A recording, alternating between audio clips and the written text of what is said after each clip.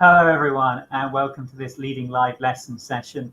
Really pleased that you can join me, and I'm really pleased to have been able to start with a slightly slicker start to this video than I did with the last workshop there, as I came rushing back to one of the back rooms here at CoLab, where I've got everything set up for my days presenting. So hopefully between the two sessions there you managed to grab yourself a quick coffee or whatever, and you're kind of happy to settle down and listening to some thoughts here about leading a live lesson and what it means for that synchronous lesson, that online delivery to happen. Now, of course, I'm really happy for people to comment in the chat or drop me a tweet on Twitter. So please do share your thoughts, and I'll put that in the chat here as well.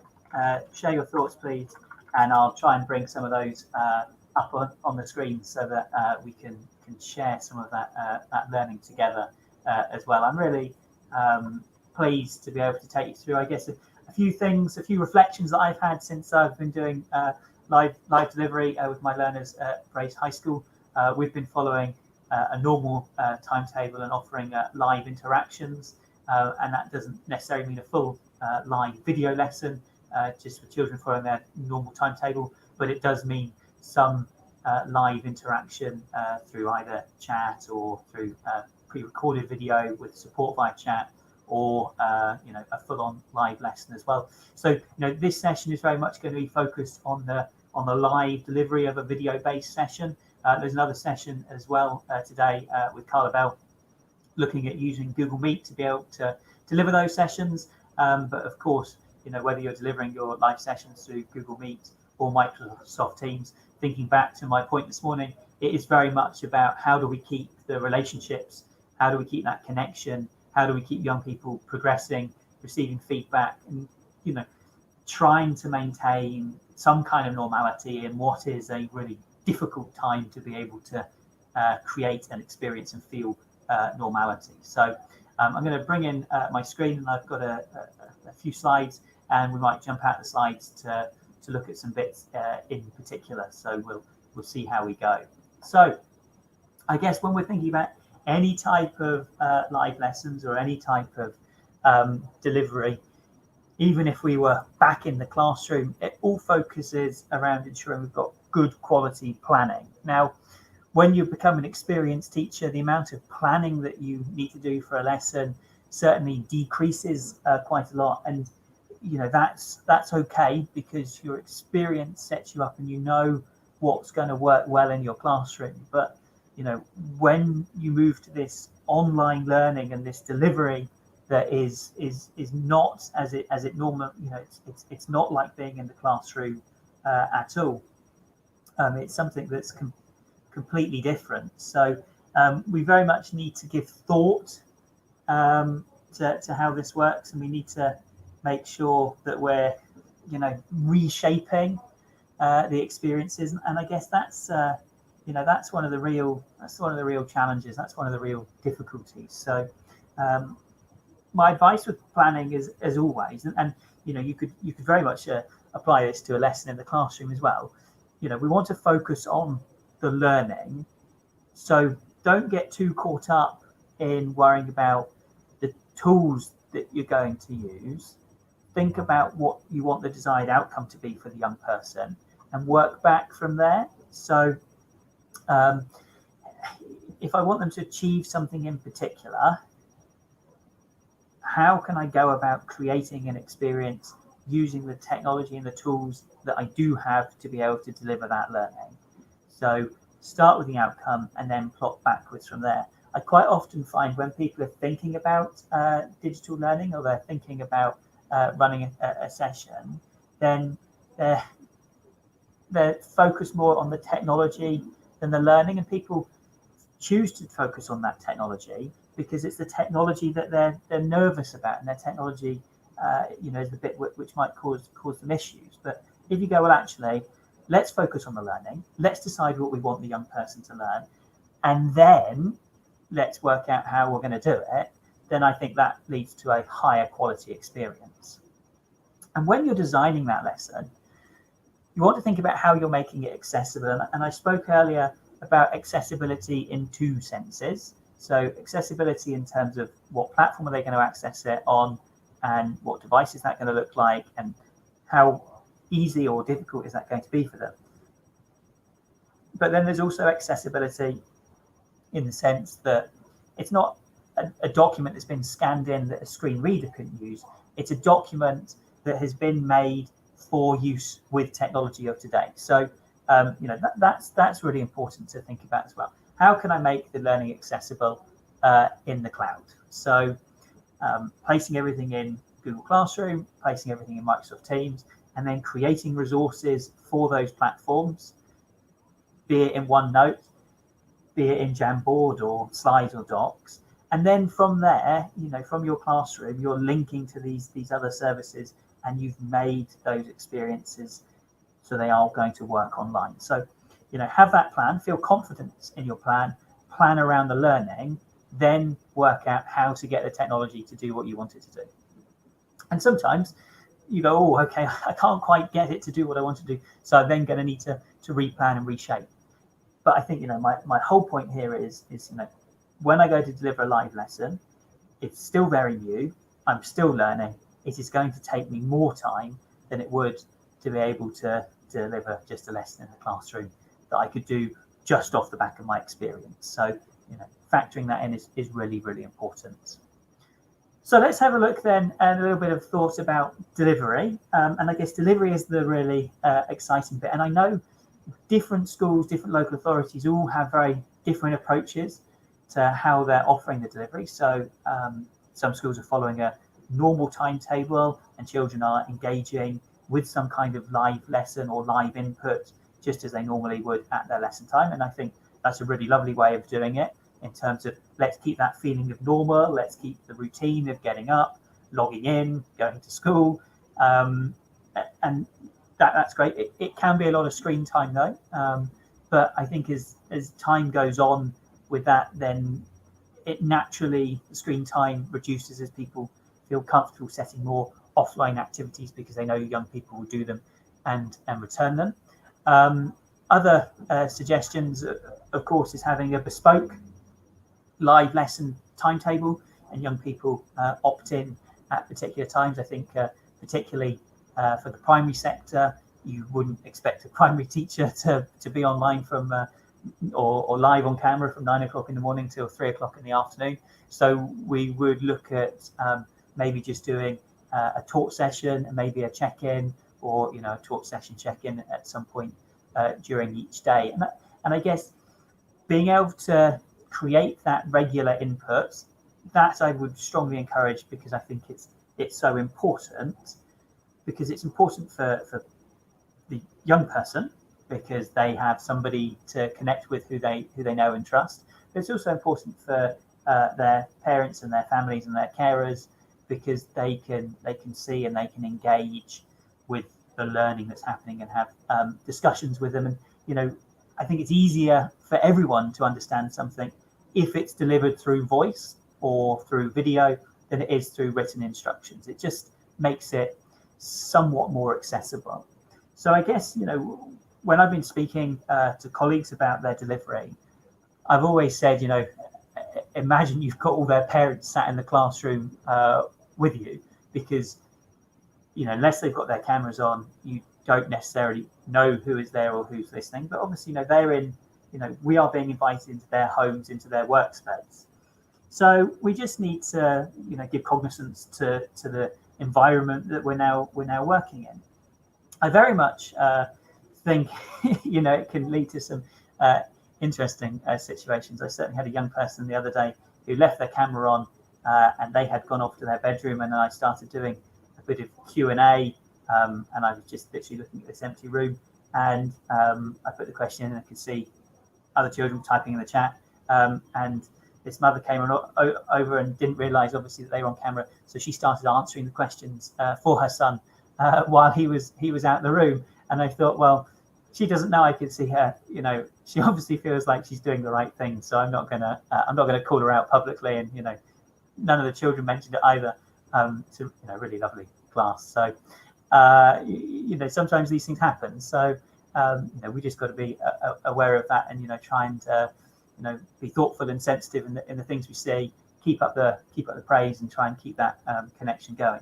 So let's look through then the delivery of a live lesson and how it might be structured, and some of the activities that I might do with young people to keep them engaged. So I always like to kind of kick off with a welcome slide, just so they know they're in the right place. I also have some cool music. There's certainly been some debate with some of my classes about whether they think the music is cool or not, but that's okay. It just gives me a few moments to be able to get myself settled before a lesson, and it also helps the young person just have a couple of moments. Quite often I've put instead of saying say hello in the chat, I've put maybe a little starter activity there or something, just to get them thinking, just to get them engaging. If it's a Monday, I've been kind of going, anyone done anything exciting over the weekend?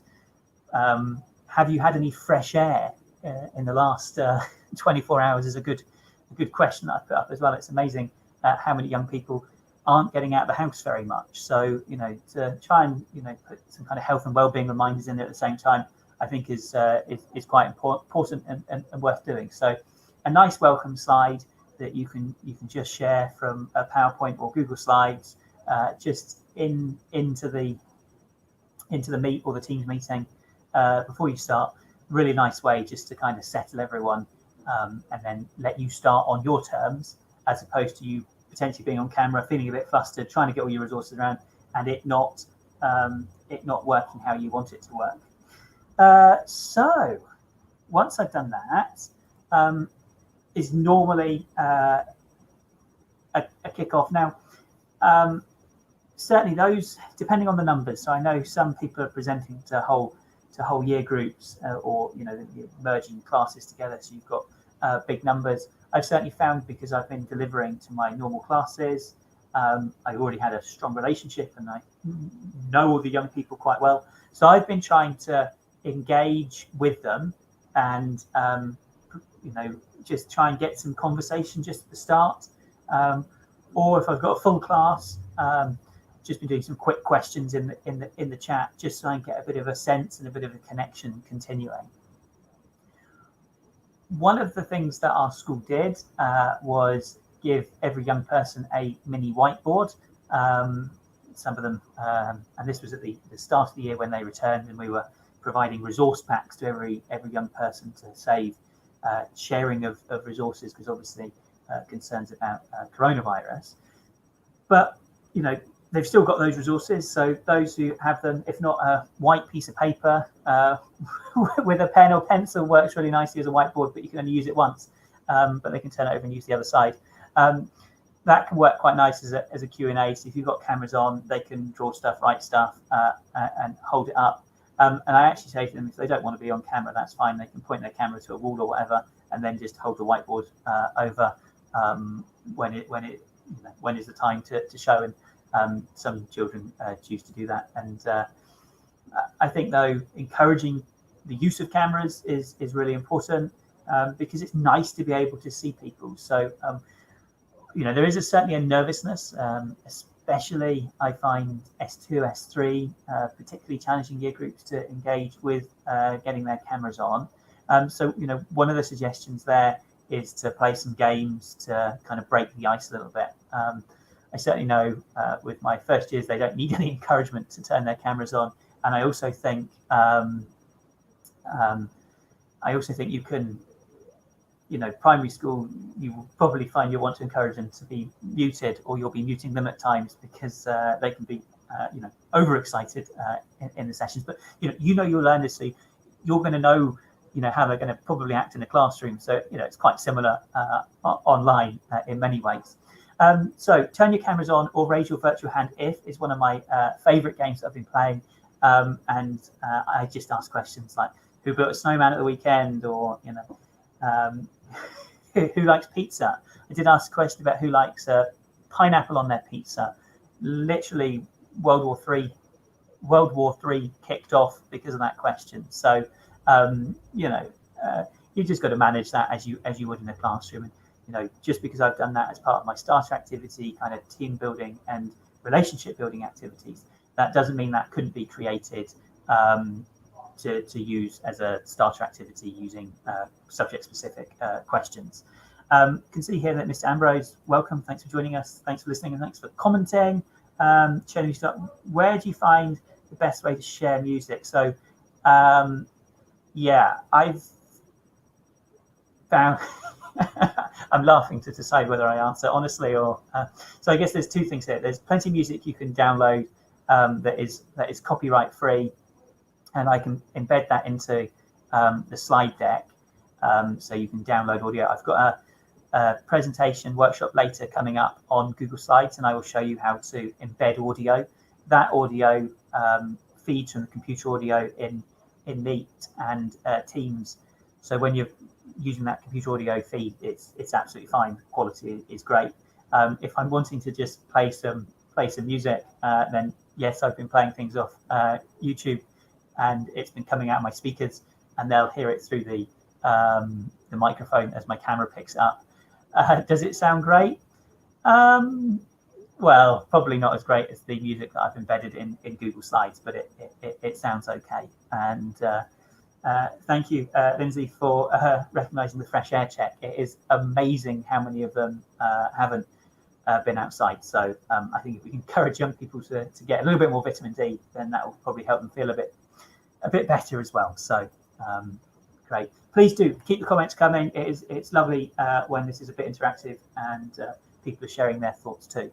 One of the other things is short quiz activities in using Google Forms or Microsoft Forms. You've also got the ability to be able to use polls as well. So check out the Google Meet session later on to be able to work out how that happens. Okay, let's move a little bit more into the content, the meat of the lesson. And this is where, I strongly encourage people to remember just, their usual classroom pedagogy and have confidence in the work that you do. So, chunking work, giving young people lots of praise, using questions, making sure what you're teaching is relevant and engaging, having a variety in activity, and, really just bringing all the things you would normally bring to a successful classroom environment. Just try translating them so that they can work online as well. And I think if you do that, then you've already got the ingredients for what will be a pretty successful live lesson. You might just want to structure or change how you're asking some of the questions, or structure or change how you chunk the activities to be able to give people the very best opportunity to be able to engage. So what we'll do here is have a look at some of the activities then that we like to do. So I quite like to do this activity that I call Think, Type, Share. It sounds a little bit like Think, Pair, Share, I hear you say. So start off by setting a problem or a question, and then you need to consider the response, type it in, and then they just hit the share button, the send button, the chat button, whatever it's called on the platform that you're using.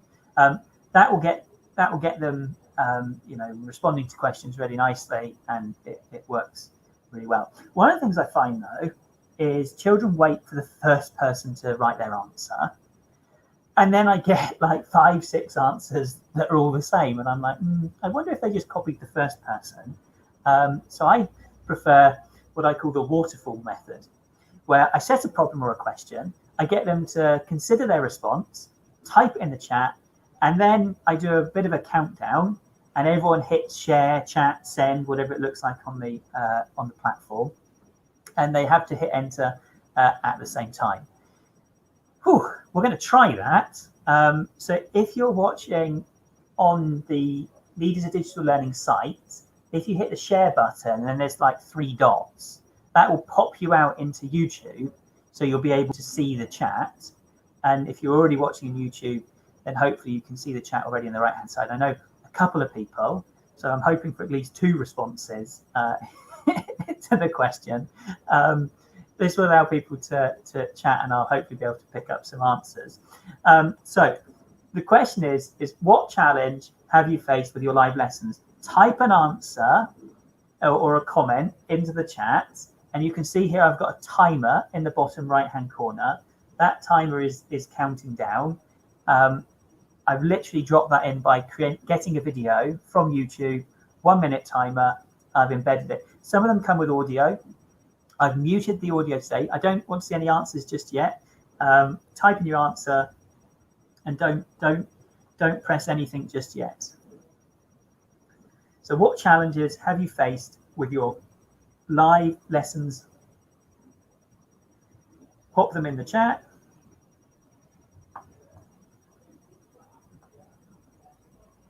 And this timer just counts down. It would normally make some beeping at the end of the minute, but not in this case here.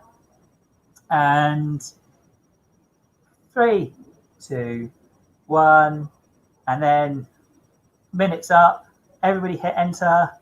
Everyone hit share. Now this is going to be the awkward bit because the comments come through on the computer here, but they come through maybe 30 seconds delayed.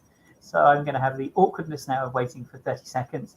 And then if nobody's given me any challenges, that's going to be even more awkward, isn't it? So everybody's hopefully sharing. Oh, excellent. Okay, loads of stuff has come in. This is brilliant. Right. Okay. So this was the question. Let's bring some of these up then.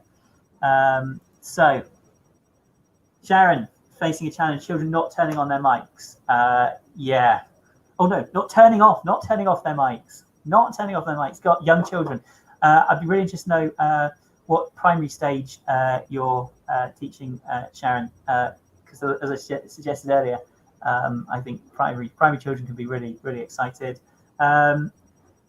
Oh yeah, Miss Ambrose, great point here. Children signing in and then going off to play the Xbox or do something else. Yeah, that's super challenging. Incredibly frustrating from computing at Falkirk High School. Some apps don't work as expected, and that can be really, really challenging. Or they access on a device, and then you're like, oh, I don't know that device. Oh yeah, Alison, no one's speaking. Yeah, I can relate to that. You kind of put something out there, and it's just tumbleweed. So. And hello, Mr. Campbell. Thanks for joining us. Yeah, children not turning on their microphones. So I would strongly suggest that the kind of theme here coming through of people struggling to get people or young people talking, the engagement activities at the start of a lesson in terms of the kind of fun elements, while they are a bit of a fun and a bit of a giggle, they can certainly help encourage people to feel slightly more relaxed online, slightly more relaxed with the lesson, which then translate hopefully to better engagement during the lesson. But you're always going to get young people who don't engage how we would like them to, and trying to get the majority to engage. I find once you've got a few key players in and working, it can then make a lot of differences.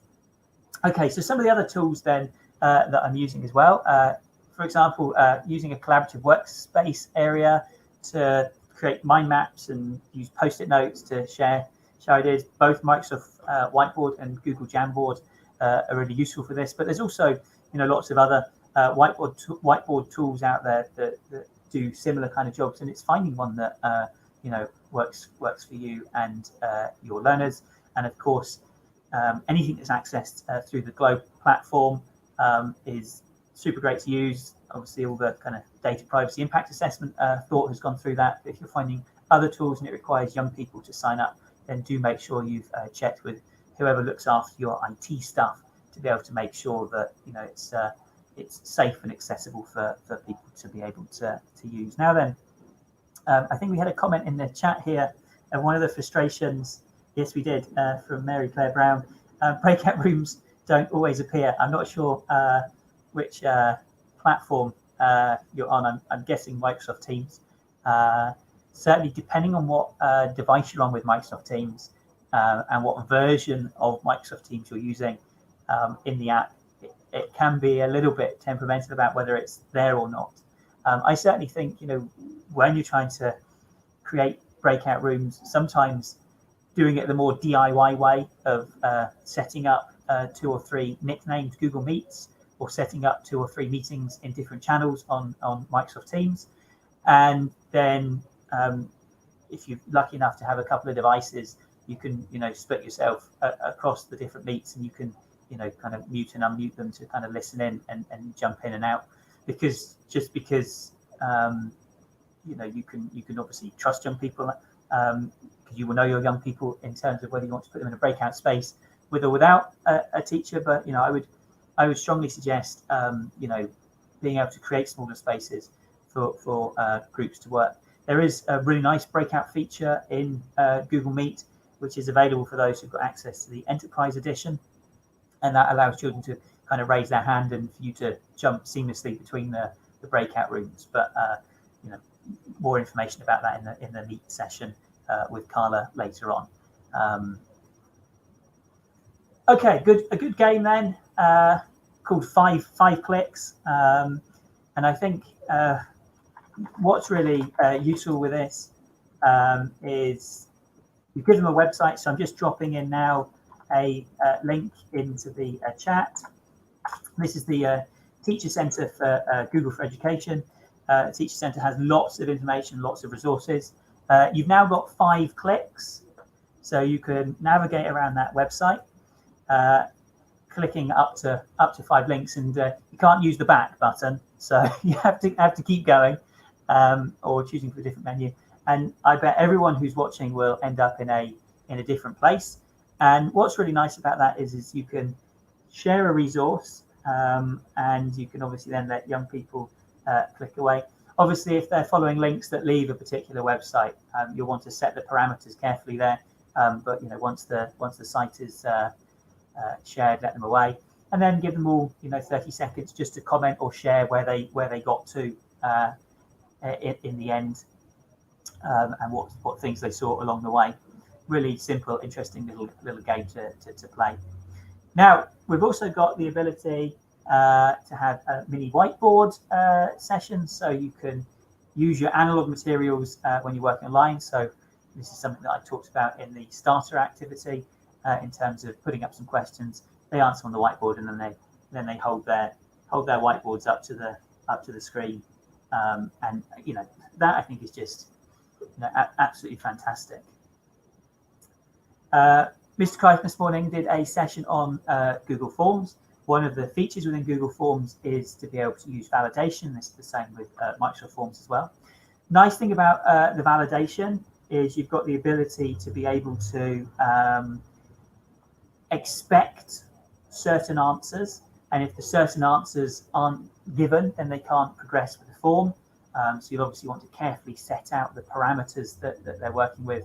For instance, no spaces, all text lowercase, and then set them on their way to do some problem solving. Certainly takes a bit of time to set up some escape rooms, but I know, having looked online, there's some which are kind of been pre-made, so you could always download something that's been pre-made or get a copy of the pre-made one, change it and tweak it so it works for your circumstances. I've also seen escape rooms be created using Google Sites, and I've just done a session on Google Sites where I reference how you can hide pages with a navigation, and children can change the URL address bar to be able to move to different sites as they solve, or different pages in the site as they solve problems. And that's something that I think there was a bit of appetite for a bit more information on. So going forward, we'll look at getting an escape rooms type webinar set up for people to be able to access more information about how that gets set up and how that is accessed. It sounds really obvious and it sounds really simple in terms of giving young people, giving the learners the ownership, but certainly project-based, research-based learning, where they're following a topic. And I look at our primary colleagues, and in terms of topic-based learning and linking lots of ideas around a central theme, they are absolutely excellent at. And I think as secondary teachers, we could learn so much from them there. And in terms of the path that learning is going to take, and the place and the pace that they're working at, is something that can be very much determined by them. So I would encourage you to consider how you can pass the ownership from you doing lots of work to then being able to create resources and then share those resources with each other. So you can have different groups, and I've got a session later on today looking at group work and collaboration tools, especially focused around Google Classroom. And you can get different groups working on different things, and then you can get all the groups to come together and share the knowledge that they have found together. And I think, you know, that's a really nice way of getting young people to take ownership, especially if they know the product that they're going to finish with is a product that fits across it's going to be used by all their fellow learners. So that is absolutely worth doing. Okay. One of the things that we must keep doing when we're teaching is continuing to give feedback and to be really focused on the quality of that feedback. So when we're in Google Classroom, but, you know, very similar with Microsoft Teams, is we do have the ability to give class comments or make announcements to full classes. And I would suggest if we wanted to give some generic feedback or share some general ideas on how young people are doing and how learners are progressing, or if you want to guide them in a particular direction, then absolutely use that class comments feature. But also try and strike up individual conversations with children using the private comments as well. So if you're assigning something to them and, you know, they're going to be working on it for, you know, a week or so, you know, after a couple of days, drop a private comment in, touch base with them to see how they're progressing. And that can be quite a general comment that you can use across, you know, the same comment across many of the young people. So it shouldn't be hugely arduous. But what it does is it puts out that hand to the young person. So if they need some assistance, they can reach out and grab it and they can take that assistance. To also help, of course, is the comment banks features in Google Docs, for example. So you can dive across their documents and drop in a couple of comments. And, you know, while those comments will be personalized to them because you'll have picked out the comments that you think work for them, it doesn't have to be hugely time consuming because you've already pre-written many of the comments and put them in the comments bank, or you're just tweaking something that you've already got set up. You know, we know the value of success criteria. The rubrics feature is great for being able to differentiate the success criteria and then being able to mark against that as well. There's a session later on looking at how to make full use of rubrics. So go and check that out because I think that is a fantastic tool to use. And there's also, I think there's a session on now looking at Moat and giving voice feedback. So do go in and check out that Moat and voice feedback session later on if you want some more information about that, because all of that helps keep the learning progressing. Some tips then for visuals. If people are looking at this on small devices, make sure the font is large and readable. Images clear and simple, especially if you've got diagrams. It's better to split something over 2 or 3 slides than try and fit it onto one slide. If you're creating something that has got interactivity, for instance, a Wakelet or a ThingLink or a Google site, then I think that is certainly really good in terms of making it engaging and accessible. So keep doing that. Oh, sorry to hear the audio wasn't working in that session. Oh, that's a disaster. And also it's important to be able to kind of build the relationship with people as well. So we'll keep going in terms of, you know, get that connection, keep talking even when you feel like you're not getting much of a response, and just gotta kind of try your best there to do that.